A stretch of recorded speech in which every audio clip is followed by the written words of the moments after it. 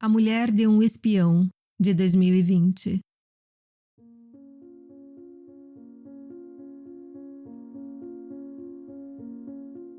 O ano é 1940, o Japão está prestes a entrar para a Segunda Guerra e a história é iniciada com a prisão de um comerciante estrangeiro sendo acusado de espionagem.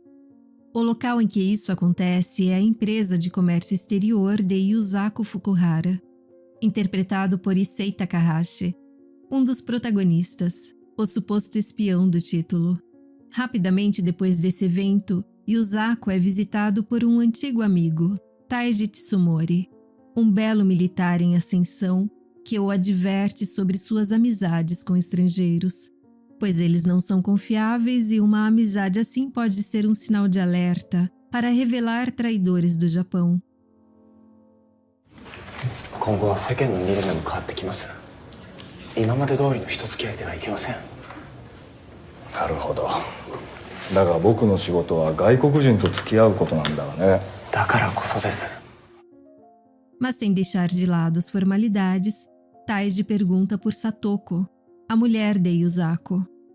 E vemos que há um laço antigo entre ela e o oficial.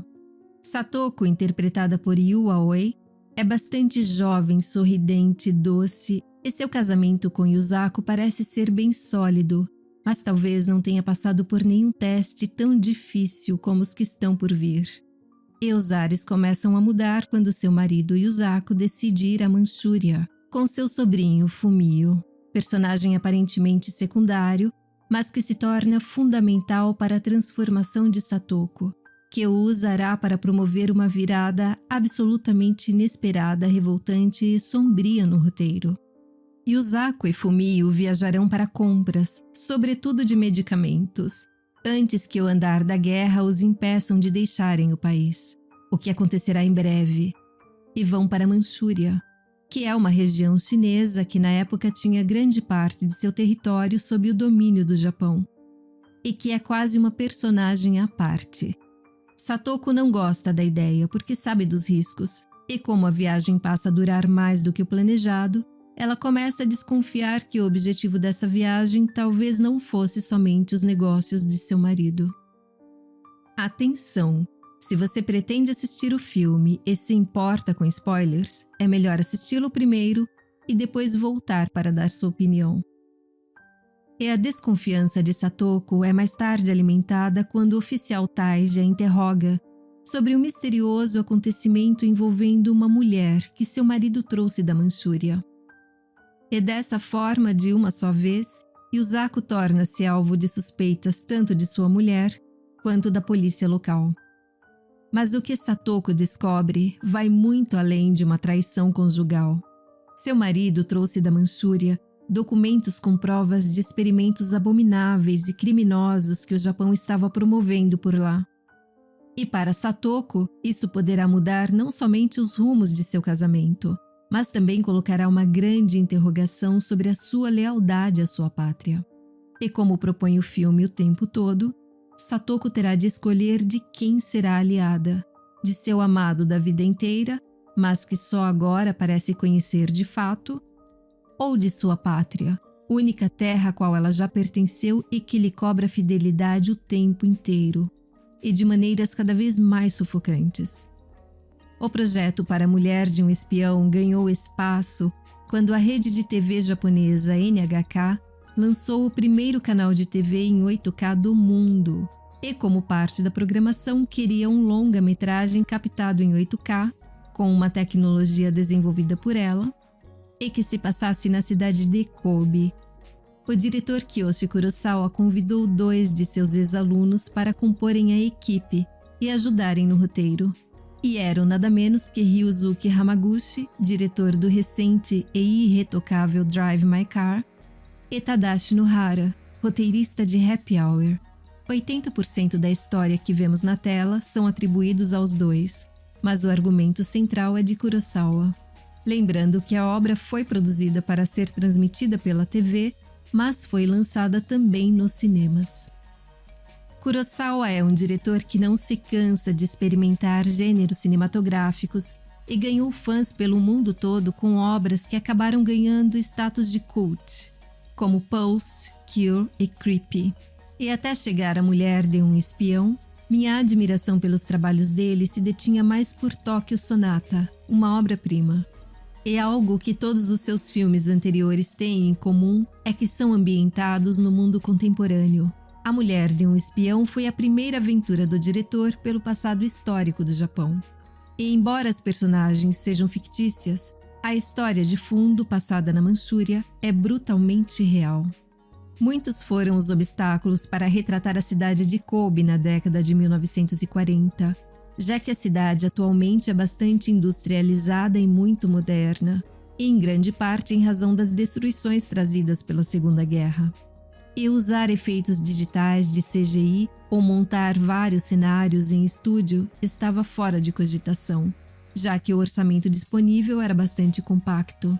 Então, de maneira engenhosa e saborosa, o diretor resolveu contar uma história passada durante a guerra, movimentada pela guerra, porém sem mostrá-la. Apenas no finalzinho há um desvio desse conceito. Aqui uma curiosidade. Há bons momentos para se ver os efeitos das filmagens com a alta tecnologia usada, que deixa as imagens muito mais claras, tanto na definição quanto na luz. Por exemplo, as imagens das janelas na casa do casal. E principalmente a cena do ônibus, quando Yuzako e Satoko começam a tramar sua fuga do país, já que a guerra finalmente chegou. O que se vê através das janelas é uma luz extremamente branca. Como não houve preenchimento com imagens digitais, a cena nos traz a sensação de que o ônibus está flutuando, ou mesmo que as personagens estão descoladas da realidade exterior. Kurosawa diz que já que havia falta de recursos, ele preferiu usar luz sobre luz e conseguiu o que queria. É como se fôssemos capazes de visualizar a presença do vazio, que inclusive deveria ser o sentimento das pessoas naquelas circunstâncias. Um outro fato curioso e impossível de percebermos foi em relação ao idioma. O detalhista Kurosawa quis se manter fiel à forma como o idioma japonês era falado naquela época, que segundo ele foi muito difícil para os atores, sobretudo diante dos longos diálogos entre os protagonistas. Tudo em torno desse projeto foi desafiador. O tema em si não é normalmente retratado em produções nacionais. Em filmes japoneses sobre aquela guerra, a abordagem normalmente é sob o ponto de vista de quem sofreu os ataques nucleares. O que foi e sempre será abominável e imperdoável. Mas o Japão também foi agressor, era parte do eixo e cometeu atrocidades terríveis. Então, de várias maneiras, o filme desafiou uma cartilha de tradições sobre como contar sua história. Assim como tratou sua protagonista feminina com uma abordagem bastante fora dos costumes do cinema japonês, já que Satoko provoca conscientemente uma mudança radical em sua vida. Depois de ter despertado para as brutalidades que seu país estava promovendo fora das fronteiras, ela toma uma atitude extrema que marca seu renascimento. E não tinha como voltar a ser uma mulher passiva diante das mudanças que o seu próprio país estava sofrendo. 私は一切狂ってはおりません。それがつまり、私が狂っているということなんです。きっとこの国では。O filme, que é um suspense, se passa dias antes da assinatura do pacto tripartite entre Japão, Itália e Alemanha. E a população vivia sob um clima crescente de ameaça da guerra iminente, assim como era crescente e forçado o sentimento nacionalista que impôs a vigilância aos modos e costumes. Restringiu-se, por exemplo, o consumo de produtos estrangeiros e até mesmo o uso de roupas ocidentais. Cidadãos que não entrassem nas normas eram tidos como suspeitos de serem colaboradores. E no topo dessa lista estava o empresário Yuzako. Suas constantes viagens para fazer comércio no exterior mostraram a ele muito além da moda e de novas culinárias, sobretudo as viagens à Manchúria, onde descobriu segredos sangrentos de seus compatriotas. Mas ao contrário do título da obra, que é dado por sua sonhadora mulher, ele não se coloca como um espião. pois não está a serviço de país algum. Suas convicções humanistas são suas únicas motivações. Ele quer fazer sua parte para viver em um país mais justo. Ainda que para isso seu país tenha que sair derrotado naquela guerra. Claro que não está em questão o desdobramento apocalíptico que sabemos que houve. O filme não é sobre espionagem, é sobre escolher um lado e cortar laços, por um bem maior. As camadas de referências e significados nesse filme são tantas que nós conseguimos perceber facilmente, mas talvez não as compreendamos, e temos que ter em mente que é um roteiro de Kurosawa, Hamaguchi e Nohara, 3 gigantes do cinema japonês contemporâneo. Sendo assim, o elemento cinema está presente no filme o tempo inteiro, como uma metalinguagem. E se você assistir atentamente, concluirá que o cinema é um grande personagem onipresente, seja como homenagem, como uma citação em uma conversa cotidiana do casal, que quer assistir o filme mais recente de Kenji Mizoguchi, que só pode ser a história do último crisântemo. Mizoguchi era um diretor que tinha personagens femininas potentes, o que era incomum para sua época. E embora seja uma referência muito particular e restrita aos cinéfilos, ela também pode funcionar como uma sinalização dos rumos que a personagem Satoko tomará na narrativa. Uma outra homenagem e vínculo com o que a guerra trouxe para a arte japonesa é o filme que o casal assiste no cinema, Priest of Darkness, um dos 3 filmes que restaram da longa e rápida produção do diretor Sadao Yamanaka, que morreu aos 28 anos na Manchúria, após ser convocado pelo exército imperial. Yamanaka se tornou o símbolo do sacrifício de guerra entre os cineastas japoneses da época. O cinema também é um grande passatempo do casal protagonista. O filme doméstico feito por eles, que é em 9.5mm, dependendo da maneira como é montado, serve como uma diversão entre os amigos, serve como uma forma para inocentar a protagonista Satoko, mas também pretende-se que seja uma ferramenta para a condenação do Japão internacionalmente. E sobre essas referências eu vou além. Como a fonte de todas as informações que Yusaku reuniu era a Manchúria, porque era lá que estava o grande laboratório de atrocidades cometidas pelo exército japonês, conhecido como Kwantung, não há como não relacionar a importância que o cinema teve como elemento de dominação na Ásia durante a década de 1940.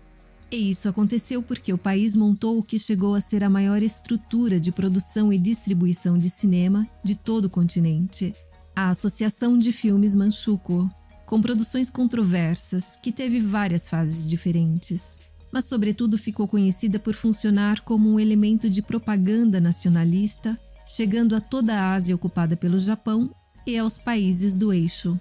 A presença do Japão na região da Manchúria, como mostrada no filme, teve início no final do século XIX. O Japão estabeleceu um estado fantoche conhecido como Manchukuo. Aquela região então se tornou o Japão dentro da China, onde se desenvolveu uma grande estrutura industrial, cultural e política.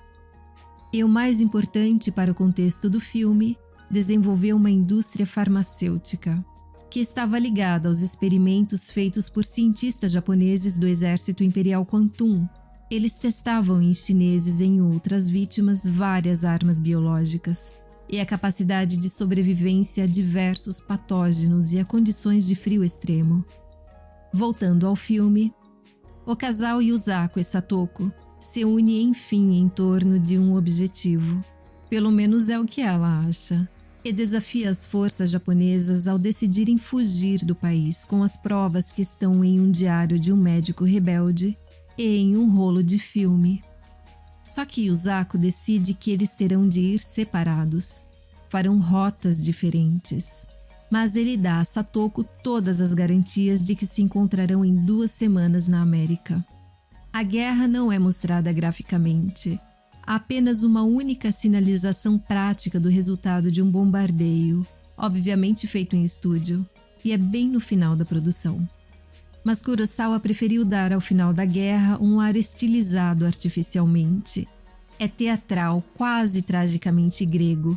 Não há homens presentes nas cenas finais. O que sobrou foram aquelas mulheres sozinhas e consideradas loucas em um sanatório, em um país devastado. Finalizando com Satoko emocionalmente quebrada, destroçada em uma praia vazia, e é o momento em que ela vê a efetividade de suas perdas, tanto a do amor de sua vida quanto a de seu país. E como as personagens são calcadas em ambiguidades desde o início, as notícias que Satoko e nós recebemos sobre Yuzako não são diferentes. Assim como será também ambíguo o final se você for apressadinho e não esperar até o último segundo antes dos créditos subirem. A Mulher de um Espião é seguramente um dos melhores filmes japoneses dos últimos anos, ao lado de Drive My Car, Roda da Fortuna e da Fantasia e Assunto de Família. E estão todos disponíveis por aí. Ótimos filmes para você. 英訳したノートをどうするおつもりです。この証拠を国際政治の場で発表することアメリカができる。が参戦するとどうなります。日本は負ける。負けますか。遅かれ早かれ必ずあなたのせいで日本の同胞が何万人死ぬとしてもそれは正義ですか。